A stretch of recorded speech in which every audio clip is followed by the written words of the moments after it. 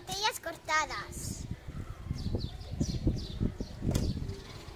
Ahora tenemos que echar en las botellas de plástico tierra.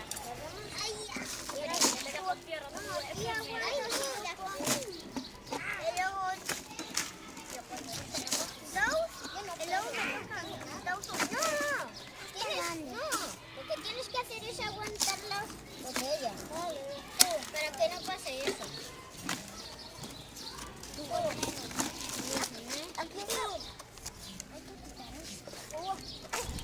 Ya tenemos las botellas llenas de tierra. Ahora vamos a plantar los geranios.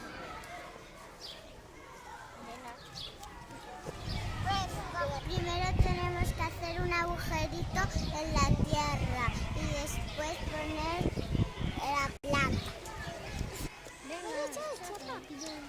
Así. Venga, ponle ya. Mira, a ver, así. Ya tenemos los geranios plantados.